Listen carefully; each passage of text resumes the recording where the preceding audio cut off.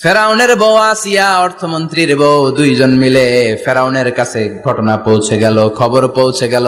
ফেরাউন ডেকে পাঠালো দুধের বাচ্চাকে নিয়ে। ফেরাউনের অর্থমন্ত্রীর বউ হাজির, কুখ্যাত সন্ত্রাসী ফেরাউনের নিজের বউ আসিয়াও হাজির। ফেরাউন বলে, এক আল্লাহর উপর কুফরির ঘোষণা দে, আল্লাহকে ভুলে যা, আমার পায়ের সামনে সেজদা দে, আমি মাফ করে দেব।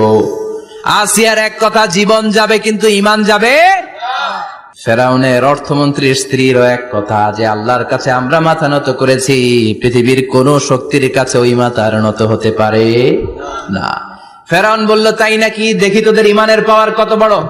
অর্ডার করলো, বিশাল বড় পাতিল নিয়ে আসো, কড়াই নিয়ে আসো, কড়াই ভর্তি তেল গরম করতে শুরু করো। টকবক টকবক করে কড়াইয়ের মধ্যে গরম তেল। ফেরাউন বলে, ও অর্থমন্ত্রীর স্ত্রী, তোমারে অনেক ভালো জানতাম, এখনই আমার পায়ের সামনে সেজদায়